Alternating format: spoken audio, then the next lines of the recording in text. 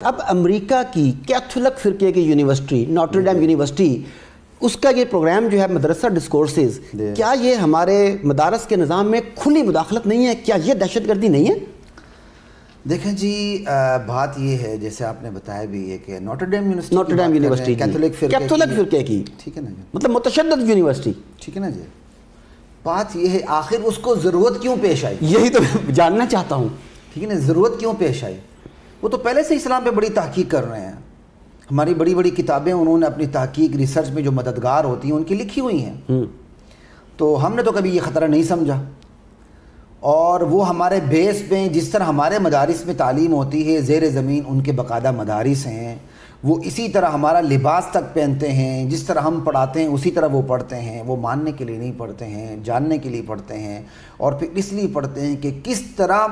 نقب لگائی جا سکے، گھر کا بیدی لن کا ڈائر والی بات ہے کہ کیسے کیسے ایک ایک فرقے کو ایجاد کیا جائے، وہ اس نقطۂ نظر سے پڑھتے ہیں۔ تو اس نقطۂ نظر سے وہ جتنا مرضی پڑھ لیں۔ تو اب وہ جو ہمارے مدارس کے پیچھے پڑے ہوئے ہیں، دراصل یہی بات ہے کہ انہیں دیکھیں نا، بعض چیزوں پر یہود و نصارہ کو اتنا اعتماد تھا، جیسے کہ ابو لہب کے بیٹے کو نبی کریم صلی اللہ علیہ وسلم نے جب بد دعا دی تھی تو مشرکین مکہ کو باوجود کہ وہ ایمان نہیں لائے، یقین تھا کہ یہ علیہ السلام کی بد دعا لگے گی، بالکل وہ رات کو سوتا تھا، اس کے گرد پیرا لگا رہتا تھا، اس کے باوجود اللہ کے بھیجے ہوئے درندوں میں سے ایک درندے نے اسے چیر پھاڑ کے رکھ دیا۔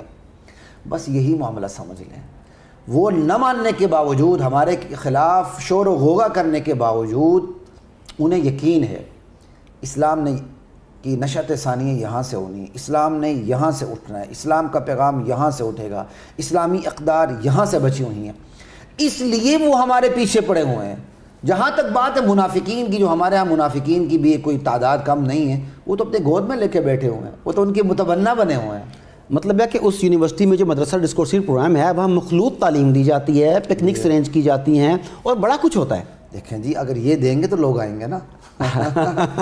ٹھیک ہے نا، شیطانی مزے دیں گے، بیرونی وزٹ کروائیں گے، مخلوط ماحول رکھیں گے، ایک بیٹی اپنے گھر سے اٹھ کے جاتی ہے، ایک کسی کا بیٹا اپنے گھر سے اٹھ کے جاتا ہے، اور پھر باقاعدہ وہ